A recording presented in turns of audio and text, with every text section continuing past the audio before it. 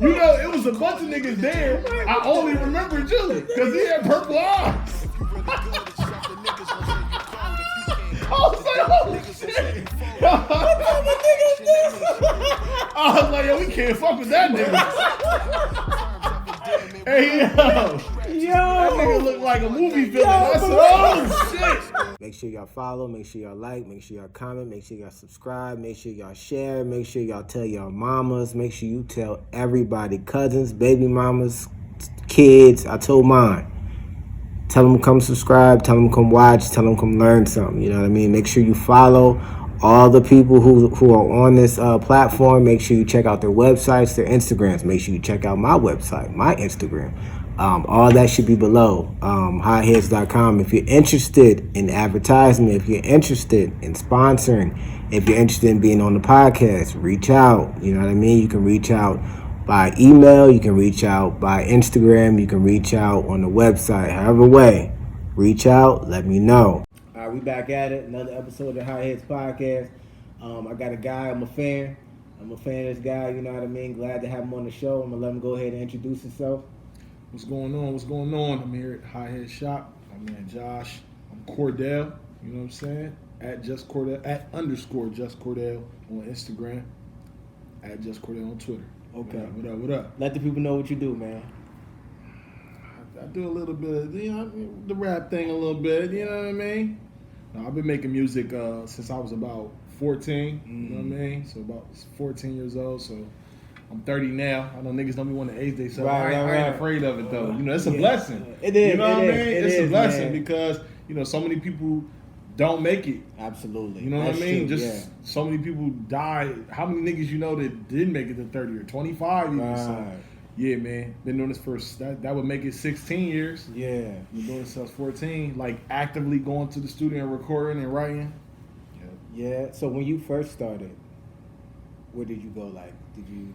The first, my homie that I went to school with, his brother had a setup in his crib. Okay. And it was like, we talking early 2000s, like 2003, 2004. So they had like a cassette set up. They would record off the tape cassette. And I used to, that was my first time. And they used to clown me. They said I wasn't good enough. Okay. But then after that, I recorded with this kid at my school, guy named Steven. He had a setup at his crib. Okay. And I was like, I just did, it was like some real old school shit. We was at a hotel. You know, niggas used to have hotel parties. Yeah. So it was at a hotel party, and I rapped at the party. Like, it was like 1987. We was in like, niggas, I forget, I'm struggling to remember my man's name, but he grabbed the mic first and freestyle, and I was like, oh, this what we doing? So I went up there. I was kind of nervous. Yeah. I think my homies had gassed me up a little bit. Like, yo, come on, nigga, you rap. Like, get up there and rap. So I did that. And then after that, I met the boy Steven, and he was like, yo, I got a studio. I think you should come through. And that was my first official joint, you know what I mean? Okay. Yeah. Before we go too deep into the interview, I want to ask you, how was your week? My week was solid, you know what I mean? Yeah. As long as I make it to the end, right? I'm good. You know what I mean? Absolutely. I'm good, man. Absolutely. I've been working crazy, but I'm good. Yeah. First thing I'm a very I like personal more than I like business, so I gotta ask you that. So, man, father, artist, how's the balance? That's a good question. Do you have a balance? Yeah, sometimes I think one is always taken away from the other. Right. You know, I always use the expression that it's hard to move 100 miles an hour in two separate directions. Right, because there are people who co-parent, and some people. I'm just not comfortable. I have one son. That's the only kid I have, and I'm just not comfortable. Could I go to LA and grind it out for a year and some change and cross my fingers and try to put myself in a position to make something happen?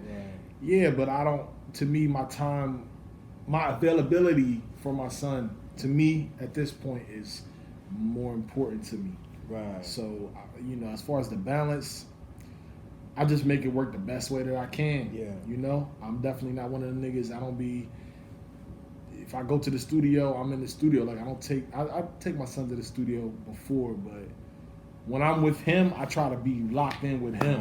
Right. You know what I mean? Right, absolutely. So it's tough, but Yeah. I know. I remember it was probably about maybe 8 or 9 years ago. I was going to a church and I was in this men's meeting. Yeah. And a dude said something, and I never forget. He was like, "Yo, you're going to fail at something every day. You can't be the best at everything every single day."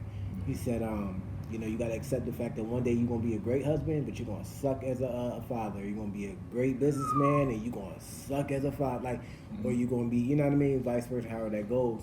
And I was like, man, that made me understand, because it's true. If you really look at life, like you said, you can't run 100 miles in 2 different directions. It doesn't make sense. You can't do it. Yeah. So I remember a time when I didn't accept that, but then when I heard that, I was forced to be like, let me look at that from a real perspective and like, man, that's the very truth. And if you could operate your life in that understanding, it makes it easier to deal with that day that's like, man, I sucked. Right. Like, dang, I really sucked. You know what I mean? And yeah. So you told me when you started music, when did it begin to be like, this is what I'm doing? Like, this is it. Well, I mean, I think I always had the ambitions of you know, being an artist. Okay. I think at first I wanted to do like artist management. Like I wanted to be like a Dame Dash Got you. executive type. Yeah. But that's only because, you know, I'm coming from out east, so I was still under the impression that like if you wasn't a super street nigga, you couldn't rap. Yeah. You know, and then that was before I was doing my hip hop homework on like Tribe Called Quest, and I didn't know about all that yet. Right. So everything at that time, you remember, was very gangster. Absolutely. 50 Cent was at the top, so I felt like I didn't have a place. Got you. Once Kanye came out, that's once College Dropout came out, I was like, oh, so you can be regular. You don't have to be. Yeah. You don't have to shoot 30 niggas every verse. Right. You don't gotta be the man with the bricks every verse. You can be regular. That's when I started taking it serious. So that was probably like 2004, 2005. Okay. You know what I mean? Yeah. When did you figure out, like, when did you find your voice? Like, when did you know? Did you always know you had the voice you actually have? Did you always know, yo, I have my, like, this is.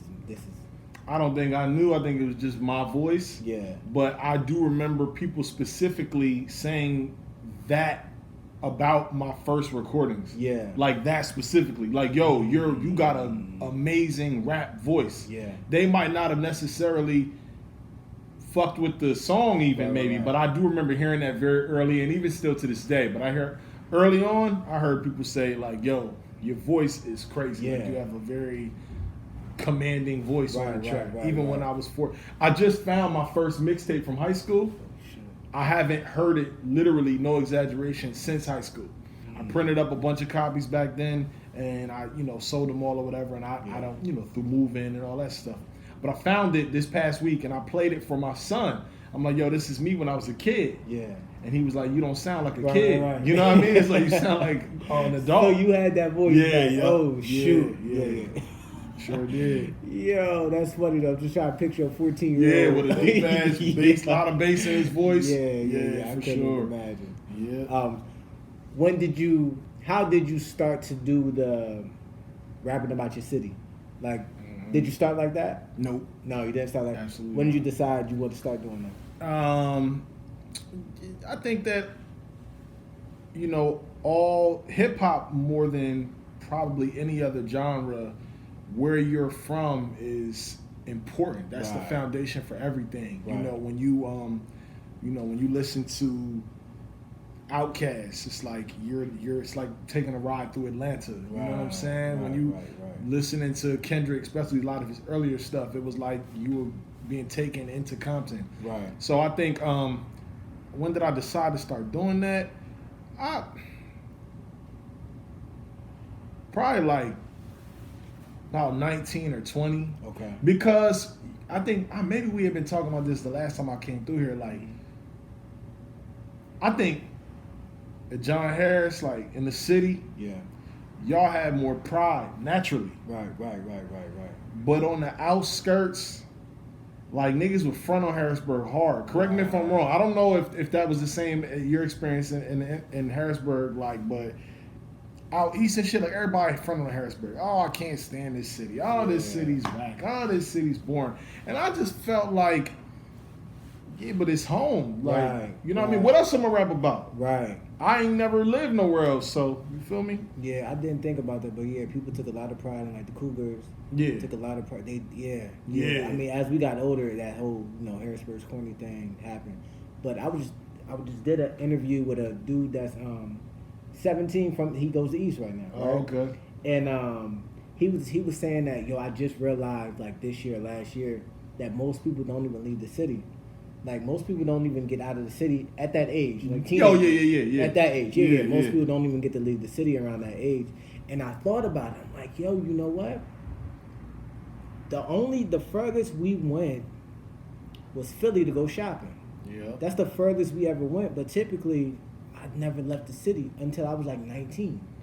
I didn't leave, so I'm like, maybe that's why we feel that way out there, because you go to ECD, more likely you're gonna leave. Your parents are might be in a better position. Lifestyle might be a little different. Yeah. Out here, we stuck. You know what I mean? Like our parents is broke. You know what I mean? Most of us have one parent. Like we broke. We can't go nowhere. Maybe that's why where the pride comes in, because we can't go nowhere else anyway. Yeah, you can't vacate. If you're not going. I mean, we never went to like, no exotic vacations, but we would visit family. Right. Like I have family in Boston. My dad's sister. We would go up there every summer. We would go to North Carolina every summer to visit my mom's sister. So we would do that. You know what I mean? Okay. So we would definitely be up and down that highway, just seeing different things. And my pops was well traveled, so he would always be like, all right, we passing through Virginia. This is this. You know what I mean? He was one of them type of dads. You know what I mean? So, yeah. But to that point though, I mean, and like you said, like I think after you got out of high school, everybody started the Harrisburg is corny shit. And I think that's corny. Like, I think that's corny. Like, this is where this is where I'm from. I just don't understand the whole like, and it's funny because I had cousins from here that moved to North Carolina when I was 7 or 8. Yeah. And I was devastated. Everybody look up to their big cousins. Right. A lot of people grew up with their cousins here. Definitely. I had that when I was young, but then they moved for job opportunities and shit. Gotcha. And they hated North Carolina. Wow. To this day, they all when they moved to North Carolina, all they was talking about was Harrisburg. Oh my God, and back up to Harrisburg is, you know what I mean, this country shit down here. Wow. So it was the reverse, which I always thought in hindsight to be interesting. Like they had so much Harrisburg pride going somewhere that a lot of people in Harrisburg would claim is better than here. You know what I mean? Like they were in a bigger metropolitan area, that Raleigh-Durham area, and they were like Harrisburg to the core. Like when they came back to visit, they hated leaving, like because this is home. You know what I mean? And I think to your point, you don't realize it until you leave. Absolutely. That there's no place like home. Absolutely. You know what I'm saying? Absolutely. There's no place like home. I did an interview last week, and we got on that conversation. And I was like, because I'm telling you, man, I really take time to think about it, because I know it's us doing it to us. The reason why you think the city is corny because of we're doing it. We're creating that idea that the city's corny. The other thing is, my wife said something really important, man, and I it stuck with me. She said it to me like 2 weeks ago. We was talking about basically how businesses don't last here, black businesses don't last here. How everybody's going through the same thing of like the support thing and the whatever. And she said some shit. You know what's so crazy? She said people don't even like buying from Harrisburg. So people complain about Harrisburg, they complain about all this, but you take your money to another city, you're building the other city, and you think about this. Most people when they're like, yo, I'm about to we about to do X, Y, and Z, you're leaving. When you want to go shopping, most people want to leave to go shopping. When you go to a club, whatever, people they brag about leaving before they spend their money here. And I thought about that. I'm like, man, so as much as we complain about our city, we are our city. Yeah. We're doing it to ourselves. Yeah. And they don't even realize you're punching yourself in the face and complaining about it. That's pretty much what you're doing. Yeah. You're saying the city's corny. You're saying I don't want to spend my money here. And then you say, man, I got this black eye because of my city. Like, no, it's you hitting, if that makes sense. Yeah, it does. It does. It's like self-imposed misery kind of. Yeah, I feel you. I mean, but I think it's because they feel like it's not, that's just a cool thing to say. And we didn't really have as many options. Like, you got this here. So we can come, niggas can come cop some gear. Right. That wasn't, as far as like fashionable streetwear. Yeah. What options do we have? Absolutely. I mean, Styles West and the Villa. Right. You know what I'm saying? But we was patronizing them establishments. Absolutely. You know what I'm saying? Absolutely. So we didn't really have, I think that was just limited options. I agree. You feel what I'm saying? That's all that was. The going outside of Harrisburg, now I have an interesting perspective on that because I'm a guy that when I was younger, I didn't really like going out a lot. Okay. You know, because it was always, nigga, it was always an issue. It was always, niggas was always fighting and, you know, feel like it was always something. Yeah. And I've been outside of Harrisburg. Mm-hmm. There's pros and cons. It's a little more relaxed. You know what I mean? There's less. I've never been in a fight outside of Harrisburg. Right. You know what I mean? Yeah. Never. You know what I mean? Absolutely. Only time I ever been in a fight is in Harrisburg hanging out. So, but the thing that I don't like about going outside of Harrisburg is I don't see anybody I know. Part of having a good time for me here is pulling up somewhere and never knowing who I'm going to bump into and having that conversation and just oh man, what's going on, man? What you been up to? Just that. Absolutely. That familiarity that you don't get when you're going out of town. Absolutely. That's what I appreciate about going out in Harrisburg. That's when I had the most fun. Absolutely. The most fun I've ever had out is in Harrisburg. That is very true. Straight up. That's very true. You know what I mean? Straight up. Definitely. You be in a club, you be in Arugas, it might be, niggas that's not from here, they're not gonna understand that. Right. But when you go to Arugas, let's say it's 100 people in there, you might know 60. Right. Think about that. Absolutely. You getting daps and hugs all night long, and it's just an amazing feeling. Man. You're around. This is your home. It's like this is. You know these people, Absolutely. You know what I mean? And Absolutely. They know you, and y'all are able to catch up. And sometimes shit go left, and but for the most part, I like the same things that people don't like about going down to Harrisburg, like seeing everybody all the time. That's what I love about it. Yeah. That makes perfect sense. Yeah. That makes perfect sense. I gotta ask you this. Yeah. It's a thought I had last week. I was listening to Dakota, right? Yep. And I was like, yo. Did he sit there and think about all these slang terms, or did you have help?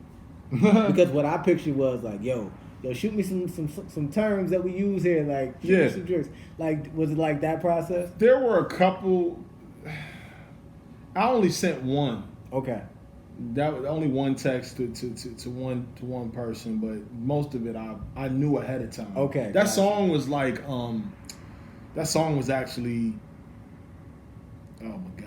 So it came out in 2021. It was like 3 years in the making. I actually wrote the first verse not to that beat when I was working at this glass factory in Carlisle. Okay. We had a lot of downtime, and I actually wrote the first verse just to no beat, sitting at work in 2018, and it fit perfectly to that beat. You know what I mean? Yeah. So do you have any goals? You have any goals coming up? Like as far as the music? Mm-hmm. I did see that you got a show coming up, right? Yep. Okay. Like, do you have any goals? Yeah. 2 of them? Yep. Okay. Let's talk about that real quick before we jump in. Okay. Yeah. All right. Yeah. So April 29th, I'm in Lebanon, and then April 30th we're at Philly. You know what I'm saying? Really? Yeah, back-to-back nights. I've never done that, so that's like kind of exciting. That's like tour life shit. Right. Yeah. I've never done that, so that's what's going on. We're at Lebanon. Scott Church is the church. You know what I mean? So that must be like a live venue that they use in Lebanon. Shout out to the homie Nick Knight. He extended the opportunity to me for that one and the Philly one. So so in Philly we're gonna be at a place called JJ Mallon's. Okay. That Saturday night. So I'm really, really excited. It's always nice to get up in front of this bring back to Harrisburg. Mm-hmm. I've always been so nervous performing in front of Harrisburg. But when I'm out of town, a lot of people, some artists have the opposite. Right. A lot of artists are more comfortable performing in front of their hometowns and more nervous. You could tell me, hey, Cordell, they need you to open up tonight at Madison Square Garden, and I would not be nervous. Wow. Because I don't know any of those people. Right. But when you perform in front of people you know in Harrisburg, I don't know, it's just more intense. Like, you know, it's harder to get people to rock with you because they looking at you. It's like they don't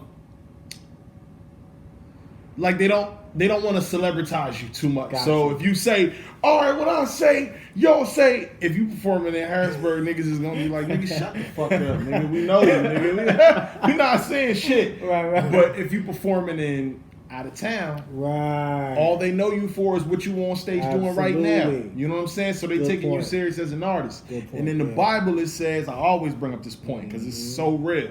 In the Bible, Jesus said, a prophet is not without honor except in his own hometown. You know what I'm saying? Yep, absolutely. Sure, sheesh, man, sheesh. All right, I'm gonna go to the goals question. Like, was that a part of like any of your goals this year, like performing more or anything like that?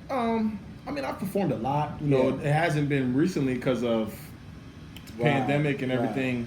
But I've performed over the years. Like I said, since I was 14 years old, I've been getting on stage. So, you know, but yeah, it's always nice to do more shows and obviously get paid to do shows. That's always a bonus. You know what I mean? And just more music and just trying to expand. That's always my goal. You know what I mean? Like just trying to expand. You know, that's it. Drop more music and. You know, we on borrowed time, so I'm going to the studio this Friday for the first time since the album. So I'm going to. Where do you go? To the Green Room. Shout out my man Derek. Okay. All right, fuck with the Green Room. You know what I'm saying? Yeah. Where's that at? This is on Green off of Division Street. Okay. You know what I'm saying? Yeah. In the little alley. Yeah. So I'd ask you this too. All right. Yeah. So 1400 to touch. All right. Yeah. So my memories of that is on my way to school.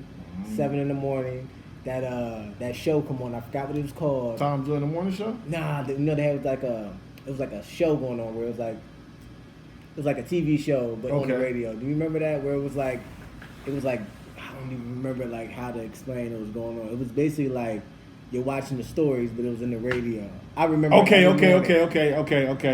I mean? It used to come on like every day. Like an audio book or something. It used to come on every day at like 7:30 in the morning it was like 8 something. I can't remember that. It was every day. My mom used to drop me off at school. Okay. And I remember that being like that's dope. 7, 8, you know what I mean? I remember that. Dope. Those are my memories of like 1400 touch outside of the music, of course. You know what I mean? Outside of hearing mother freaking Jennifer Hudson, like every morning, You Gonna Love Me, like, and I used to be blasting that joint, you know what I mean, singing like I knew how to sing, like, that's my memories of like 1400 such. Like, what memories do you have of like 1400?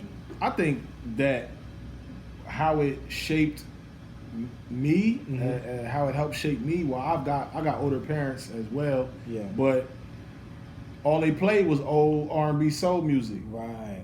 So you're hearing Bill Withers and Luther Vandross and Freddie Jackson and Phil Perry, and you hearing all of this classic black music that was so black and so classic and so soulful, and we were just inundated with that. And every time we got into the car, if you had them type of parents, you know what I'm saying? And I think it just gave us all a little old soul a little bit. You know? Definitely. I know for me, for sure, like, you know, everybody ain't like that. In major cities, they got major urban hip hop radio that they could listen to, but we didn't have that. So you going to school, you listening to, you know, Earth, Wind and Fire. Absolutely. You know what I mean? Absolutely. Like, so I just think that it molded us in that respect, as far as having an appreciation, you know what I mean, for some of the more classic shit. Right. Have you ever thought about doing radio?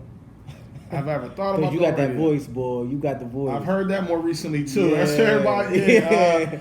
Yeah. I never really did. I never thought about it. You know what I mean? Because I was always into the music aspect of it, and I think that just my personal belief, like, I don't want to be making a commentary on the culture while I'm making contributions. Right. I think that if it's like basketball, like Shaq's an analyst now, but you can't be an analyst while you hooping. Right. That's how I look at it. Okay. So I think eventually I would definitely like to actually have a name for like a little radio show and everything. Just you know what I in mean? due time. Yeah. I got you. What is the song most dear to you? Wow. Seems like you're a thinking dude. Yeah. Seems like you put a lot of feeling, a lot of, and you know what I mean? Like, is there a song that's like maybe 2, 3? That's Okay. like this joint. I'll give you 2 without thinking about it too much. And I know when I hear this back, I'm like, damn, I should have said that. But Terms of Endearment off of Another Love Story, which I just dropped because it's got my son featured so prominently on the hook and in the video. And that's just, every time I hear it, I get goosebumps when that first hook come in and I hear his voice, you know what I mean? And then a song called A Love Song off of my first project, 717, A Love Story.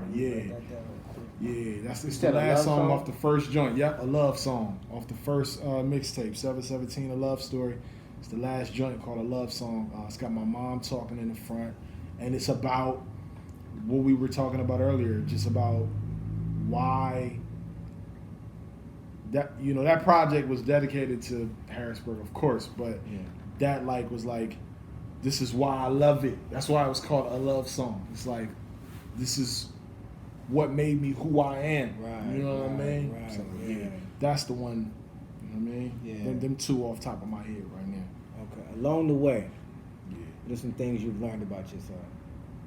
Maybe through doing the music, through the journey, through the obstacles. Like, is there anything you've learned about yourself along the way that if you did not take this route, you probably wouldn't learn that about yourself?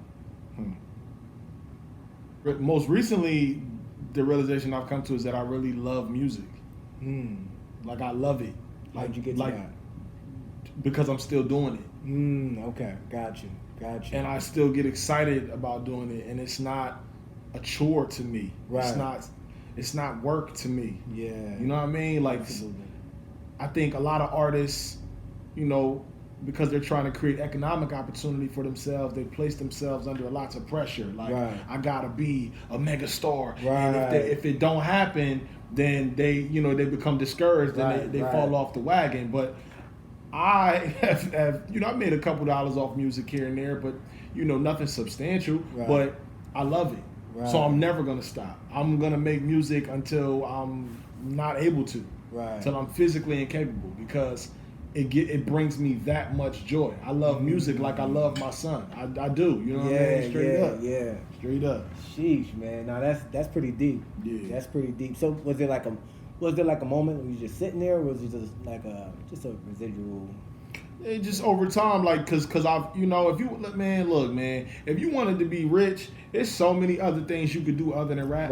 There's so many other things you could do other than rap. Like, rap is definitely not. I think a lot of niggas think that's, for some reason, niggas think that's the route to becoming financially independent. And it is most certainly not. Absolutely. It's not at all, like, at all, bro. I work at the post office, you know what I'm saying? Yeah. But I use that to help support what I love to do, which is music. That's what I love, man. So the fact that I'm still here, the fact that I'm having an interview at 30 years old is something I started when I was 14. Yeah. That's a testament to what I'm saying, you know what I mean? Yeah. What were some like pivotal moments? You know, because I'm sure you got into it. It's a lot of things that you like did. Okay, let me ask you this before I ask you that. Yeah. When you first got into it, were your goals to this is the end all be all? Like, did you have this is, you know? Yeah, I did. You had that mentality for sure. Yeah, I thought I was gonna be. Yeah, I thought I was never gonna have to work a real job. Right. Like, I thought 19, 20. You know what I mean? I thought my talent, I didn't understand the hustle part. Right. I thought my talent was I always believed that I was talented. I was like, I'm okay. Not even arrogance, but I just was like, I'm good at this. Right. Because I wasn't good when I started. And I worked to become better at it. Right. You know what I'm saying? Like, I think a lot of people don't understand that about music. Like, it's not just something. When I first started rapping, like, niggas was clowning me. Right. Like, get the fuck out of here with that bullshit. You know what I mean? So I think that it was just, I didn't understand the hustle part of it. I didn't understand the business part of it. I just thought the talent was going to carry me. And the music industry itself was going through a lot of changes. Records stopped selling at around 2008, 2009. Right. So you had to be a hustler if you wanted to be heard. Right. You know what I mean? And I didn't understand that part of it. But that was a big moment for me. And then a moment that I described on Another Love Story in the second verse of a song called Portrait of a Young Nigga, where I'm talking about, I'm trying to find my style and trying to find my voice artistically. Yeah. And my homie, we used to have these house parties, and I rap about how I recorded a song about that. Right. And he played it in that setting, and it didn't stop. Nobody stopped. Like, nobody was like, yo, what the fuck is this? Turn it off. Like, it was the opposite. And nobody knew it was me, bro. It was the illest shit in the world, because nobody had really, I had put out a mixtape before that, but it was in high school. So it was only a tight group of people that knew about it. Right. When we was at them house parties in my man's basement, everybody would come through. And when we recorded it right before everybody came over. Like, it was hot off the press. We just recorded it. They came through. He was like, I'm going to slide into the rotation. I told him, don't tell him it's me, because I want to get an authentic reaction. Right. Like, if they say, what the fuck is this? Then we know we ain't got. But niggas was like, yo, who is this? They was feeling it, and we let them go for a little bit. Yeah. You know what I mean? And then after a while, after like the second or third, who is this? Right. My man Kenny was like, yo, it's Cordell. And I remember very vividly, it was Black Friday 2010. They was like, nigga, oh shit. You know what I mean? That was like a big moment for me. That's when I was like, okay, this is the type of music I want to make. Gotcha. Music that can fit in this setting. Right. You know what I mean? Right. Yeah. Straight up. So what was it like accepting the fact that, like, I'm about to get a job? I was miserable. I remember when I got my first like real adult job. It was at the post office. You know what I mean? I'm 19 years old, and you been there since then? Nah, I did a 4-year bid, then I quit. You know what I mean? Because I was young, and I was like, man, I don't need this shit. I'm about to be on. Yeah. And I came back. So you know what I mean? But I remember my first night working at the post office. It was 2010, and I remember coming back. I was still at my mom and dad's crib at the time, and I remember they was asking me like, "How's work?" And it was just written on my face, because that was the first time I had a job where I had to be in there for 12 hours. I'm working. It's long. I had never been I ain't never been at a job for 12 hours until that day. Right. Never. So I was like, I remember they asked me how I was doing. I didn't even want to talk. I was like, man, what the fuck? Now looking back on it, it's like, nigga, stop bitching, nigga. Like, you know what I mean? Like, come on, dog. Like, but it was just the reality of like, I have to do this. Right. You know what I mean? I have to do this because I'm not in school. Right. Right? Music is not working. I mean, looking back on it, I didn't have to. Right. But I wanted my own shit. I didn't, you know what I'm saying? I got to take care of myself, even though I was still staying with my folks. Like, I want to get fly. I want to have my car looking the way. You know what I mean? So I had to get a job, man. And I want to go to the studio, and that costs money. So, yeah, that was tough for me. It took me a minute. I think I probably just realized, like, maybe as of 4 or 5 years ago, like, okay, nigga, like, you have to work for real. Even though I've been working that whole time, my eyes was always on music, which is not bad. That's not bad, but I think I didn't take my job serious. Okay. And I would be be on the hot seat a lot of times, about to lose the job, or you know what I mean? Because I'm calling off because I'm trying to do this and do that. Now I'm realizing like, okay, bro, I'm 30 years old. I'm a fully formed adult. My son is 6 years old. Yeah. You gotta have a place to stay. Yeah. You gotta have a car to drive. You gotta. This is what it gotta be. You know what I mean? You find ways to make the music work, but you gotta do this to do that. Absolutely. Can't be homeless. Nah, fuck no. Yeah, and I hear niggas tell them stories all the time, and more power to them. Yeah. You know what I'm saying? Yeah. I can't live like that. I can't, man. You know, and I have a son. Maybe if I didn't have a son, if I wasn't a father, maybe I could thug it out and sleep in the car. Yeah. You know what I mean? And sacrifice. But I can't have my son sleeping in no damn car. Come on, man. That's crazy. Nah, that's crazy. I was watching this interview the other day. This dude, he's a millionaire. He was like, he said, you know, people ask me like, you know, you want to be a billionaire? He said, for years, you know, I'd be like, yeah, I want to be a billionaire, this and that. He said, one day I sat down and I mapped out what it takes to become a billionaire. He was like, I'm just not willing to do that. I'm just not willing to. And I respected that. I was like, man, I respect that.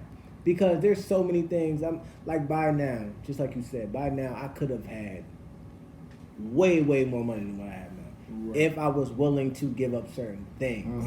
I'm not willing to give up my family. I'm not willing to give up it's certain things I'm just not willing to give up for other things, and you got to make that. You got to make that. You got to count. What's it called? Count the cost. You got to count the cost. You know what I mean? And if you ain't willing to pay that cost, don't even go that route. You know what I mean? And then furthermore, too,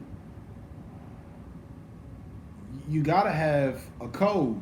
Right. It got to be something you won't do, or you can always be bought. Absolutely. You know what I'm saying? Very true. Yeah.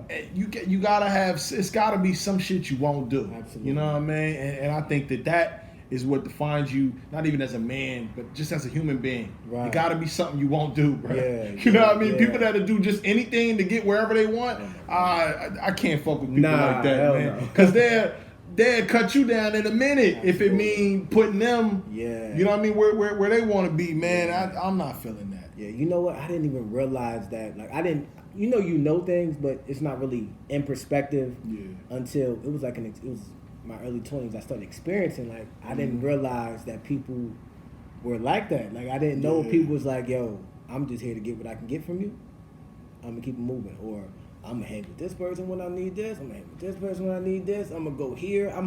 And I was like, yo, I was hanging with somebody, and I'm like, bro, this nigga's willing to do anything to get what he wants. And I'm like, bro, can't fuck with niggas like that. Nah, I'm like, bro, you're not trustworthy. Nigga might kill me. He might kill me. You know what I mean? Real talk. What I mean? I don't know what you thinking. I don't know where your mind. Like, yo, that opened my mind up to like, nah, I don't hang with nobody. Like, unfortunately, I ain't gonna say unfortunately. I just don't hang with nobody. I just be in my own little world, handle my business. You know what I mean? But people are like that, man. It's more than what you think. Absolutely. You know what I mean? I think a good example of that, I mean, not to bring up his name, but we brought him up earlier, like Kanye, like that interview he had with Nori on Drink Champs, where he was like, yo, on the last track of College Dropout, he shouts out Talib Kweli, right? And he says, if it wasn't for Talib, he was the first artist to bring me on tour. He was the first artist to believe in me as an artist. Like, if it wasn't for him, I wouldn't be here. Right. So for him to go on that platform on Drink Champs earlier this year and to say the things that he said about Talib Kweli and Mos Def, like I was using them, I didn't really like the way they rap. It's just... And then, you know, Kanye may have some other things going on. You know, obviously, I don't know the man personally. But that's just... He admitted, like, I used them to get where I was trying to go. I didn't really fuck with them. And that's just not being a good person, for lack of a better word. It's just not, that's not cool, man. Yeah, you know what I mean? It's not cool. And people like that, it's hard to, like, it's hard for them to turn that off. Like, that's who you are. I think it's like you like a sociopath. Yeah, exactly. You know what I mean? Exactly, yo. And then from there, admit it, that's wild. But, so what do you got out now? Talk about some music that you have out now, man. People who don't know. Oh my God. I'll run them down top to bottom. Yeah. You know what I'm saying? Because it's a lot. So in 2015, I dropped 717, A Love Story. That was the first one. That was the one classic. I ain't say it, they did. You feel You me? said 2015. 15. 2015, okay. 717 Love Story. Then Grind All Winter came out in 2017. A little mixtape, rapping over other niggas' beats. That's on streaming services. Then This Ain't That, the album, came out 2018. And then I went crazy. Then Henny and Eggnog came in December 2019. Then Almost Never Was Volume 1 in 2020. Then Almost Never Was Volume 2 in 2020 after that. Then Just the Mixtape came in May of 2020. Then It's Rules of This came in July 2020. Then Never Fall Off came in October 2020. Then Dreaming of a Summer came in March of 2021. Then Another Love Story. So it's like 11 projects. And they all on streaming platforms. Yeah. Like, yo, seriously, not to be piping myself up, but I have more music out than some established artists. Right. You know what I'm saying? Right, like real shit. right. Like I have more recorded music, Yeah. like more actual songs Yeah. that you can go play Right. than some established artists. You know what I'm Right. saying? So and I'm gonna keep working. I'm gonna keep going. You know what I mean? Yeah, Straight up. yeah. I'm gonna keep going. I remember my question. All right. So, where you did say you grew up with both parents, right? Yep. And you have this understanding. You have a certain understanding, right? And it's an understanding most men don't have. It's Okay. understanding life, understanding who you are, understanding like even just down to what I won't do. You know, Mhm. where does that come from? Mm. Like, was that having a father in the household? Did he have that type of demeanor, that type of understanding? I mean, both my parents are. Both of them. Yeah, both of them very self-aware. You know, they're not very. They are not easily manipulated. Like they can't be persuaded. You know what I mean? If they don't want to do something, both my mom and my dad, they not doing that shit. Wow. You know what I mean? They Yeah, not doing yeah, that yeah, shit. yeah. So I just probably just. Picked I don't up. know nothing else. Like, Right. there's just certain shit I'm not doing. Right. You know what I You mean? seeing that all day. It's Yeah, like, it's certain shit I'm not doing. yeah, that's too. Yeah. Because my son's like that. My 7-year-old, he is just like me. He's Mhm. just like me, yo. And it's good and bad because he's 7 and he don't know how to use it. Right. So he just be going just too honest. Yeah. Too blunt. No restraint. I'm just like, bro, not in the grocery store. You don't even know her. Like, why are you doing? Like, he's way too. Like, I remember it was one time, man. We was walking through the grocery store, and it was this, I don't know, call it, I guess a small person. I said a small person, Yeah. a woman, and he was like, loud, Mhm. Daddy, why is she so small? And I'm like, nah, like, at least let's pull me over to the aisle and whisper it in my ear. Now, don't be so blunt. Like, he's way too blunt, man. But it's a great thing because he just won't do. It's like you take him into a play place or something, you will not catch him following no kids around. Like, he'd rather go and just be by himself and do his own thing. To me, I don't even think that can be taught. No. That can't be taught. You have to, that confidence has to be, well, I ain't gonna say it can't be taught, but like that got to be instilled in you early. Yeah. Because exactly. if you one of them kids that follow all the other kids all the time, I ain't gonna say, because there's nothing wrong with, I want to be where they have all the fun at. Yeah, I get what but you're saying. if you can't be by yourself, then I think that's problematic. You can't be too dependent either way. You can't always have to be by yourself. There it is. Because you got to be able to be flexible. Absolutely. You know what I mean? Absolutely. You're gonna work with other people. Look at it. I mean, it's people everywhere, bro. Absolutely. You can't be. You have to be able to work with other people, but you also have to be able to go alone. You can't need them. You can't need them. You can't need them because there's gonna be times where, I think in that Dr. Seuss book, I forget what it say exactly, but where he talks about the places you'll go, and he says like sometimes you'll be alone, Right. like, and the people will be laughing at you, but as Right. long as you know, like my son just had a moment with me this morning. He was like, he got a Paw Patrol cup. Okay. For like a little container to keep his water cold. So he said when he was in school, he was like, "Dad, this kid was making fun of me for my Paw Patrol cup." Nah, I didn't say anything.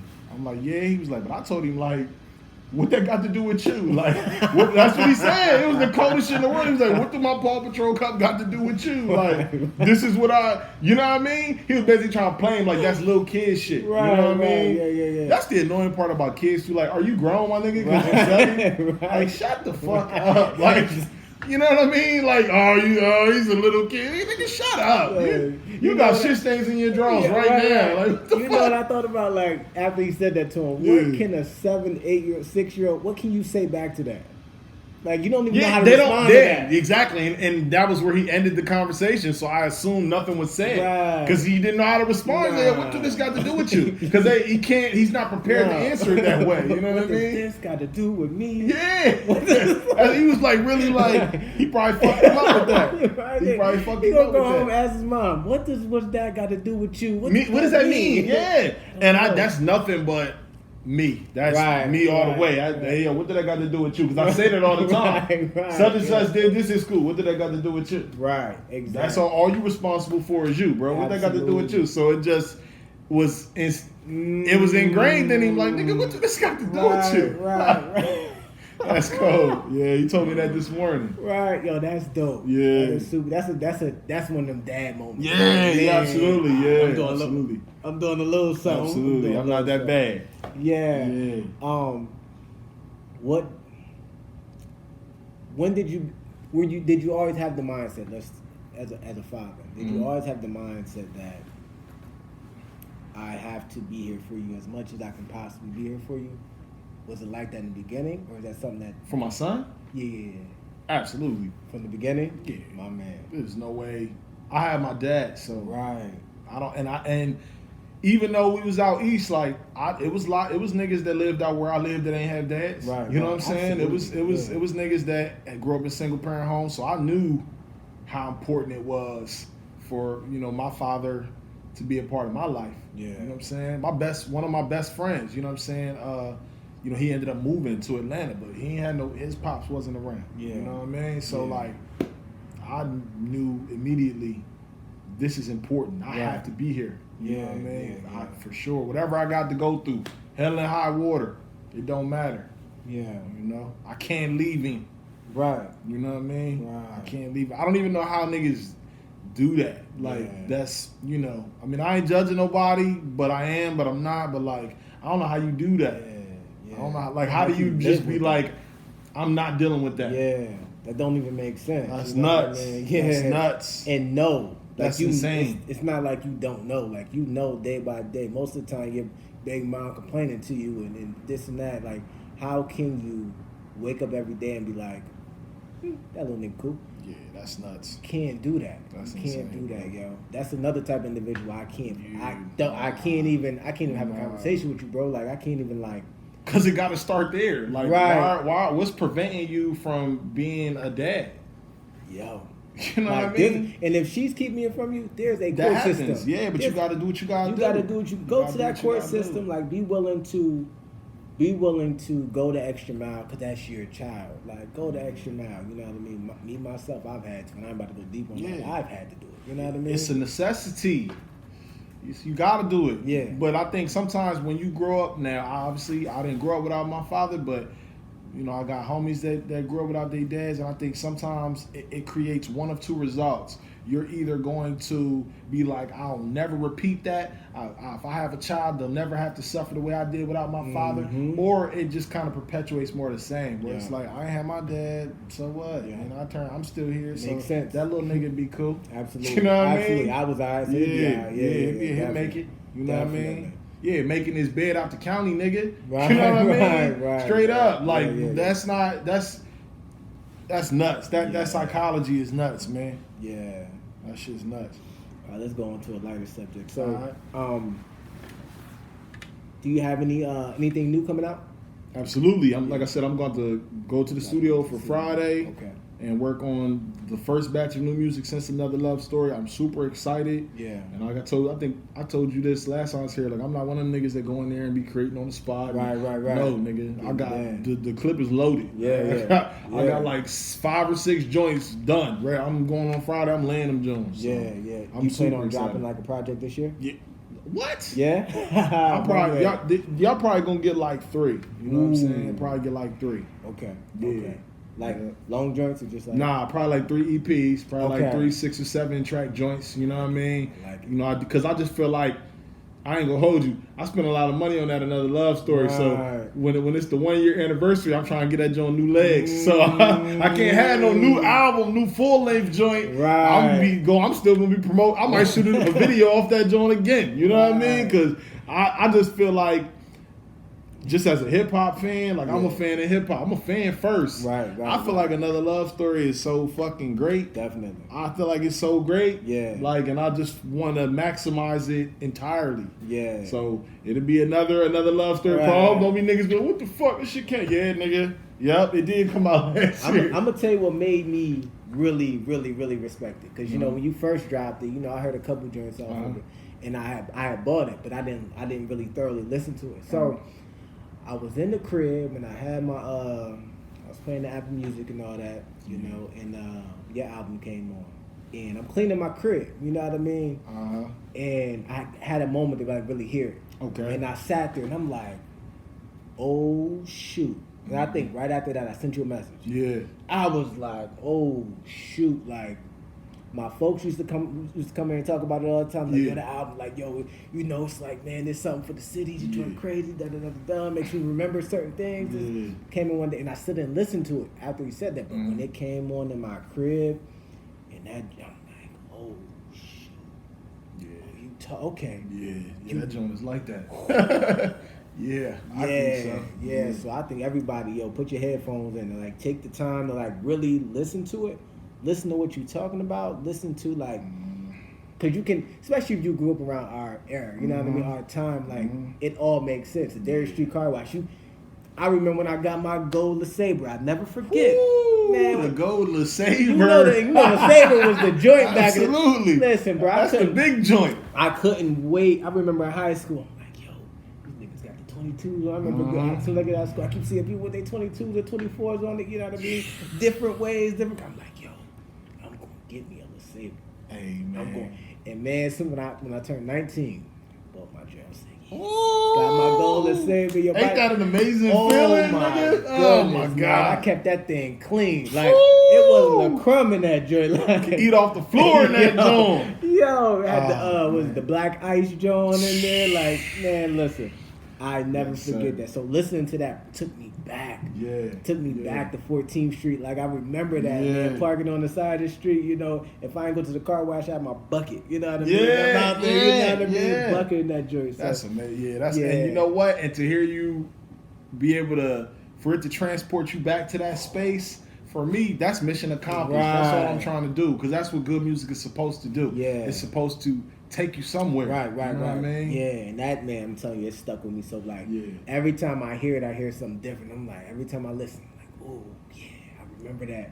Even when we talk about, like, the parties or anything like that, like, I'm just like, oh, man. I was there. And we the same age, so, you know what I mean? Absolutely. Like, it definitely had to be at one of them parties, you know what I mean, at the same time. Like, of course. You know, because you know the parties was the parties. You know, everybody was going to. Of course. I'm about to tell this story, okay? About how our paths intersected. Okay. Before you probably you don't even know. You know what I'm saying? Now he might be embarrassed by this story, but I'm gonna keep it all the way. This is me back then. A lot of people don't know me back then. So look, we was talking this whole interview about how, if anybody's watching this, is not from Harrisburg, about how, you know, he went to John Harris. I'm from out east and shit. But this is how close everything is, how it all intersects. So, two of my homies, it's real tight. They had a little beef with each other, so they wasn't cool no more. Yeah. So my one homie had a cousin and went out to the high. Now, I don't know why he got super gangster. I don't know what he was afraid of. Like, you know, my other homie, like, he didn't play with guns or nothing like that. There was nothing to be afraid of. Right. But he called some of his cousin at the high and was like, yo, I need y'all to pull up, because this nigga acting crazy, like he gonna beat my ass. Right. I need y'all to come in full force. So when school let out that day, we was walking to the bus, it was like 6 or 7 niggas that went to John Harris that didn't go to East, that was in the hallway. And this nigga was one of them. He was one of the goons. He was one of the goons. He was posted up in the hallway. And I never forget because you had purple contact. Right. He was one of the goons. That's the realest shit ever. He was one of the goons. He was strictly business. Nigga was not smiling. I was not. That nigga was not playing. He was like, yeah, nigga, point him out, nigga. Oh, man. Listen, I was a different person. I was a completely different person. Dang, that's crazy. And I always remember you because of the contacts. Right. I always remember. I was like, oh, shit, that's rough. Because as I was walking out, I looked directly at you. Yeah. Because I'm like, who was this nigga? Right. And then I started to realize, like, once again, these was both my homies. Right. So he told me what he did. So I'm like, oh, this must be, this is reinforcement. Oh, shoot. Yo, that's crazy. I remember that day, yo. Shoot. I remember that day. It's a little blurry, but I remember that day, man. That's some real shit, That was man. my first time ever even being up at East. Like, that was my first time. We just walked in that. Yeah. Like, yo, shit. That just goes to show you, like we really from here. You know what I mean? Yo, that's crazy. We really from here. Like you're gonna have the degrees of separation here in Harrisburg. There's gonna be some sort of associated history. Right. If you look deep enough into it, you know what I mean? That's crazy. Yeah, I forgot I never told you that. Yo. Yeah, he was definitely there. He was there, ready to put that work in. Oh my God, yes, and I wore contacts, yes. I thought I was the sexiest nigga alive. This nigga had purple contacts. Oh my God, yo. Cold. It's so embarrassing, like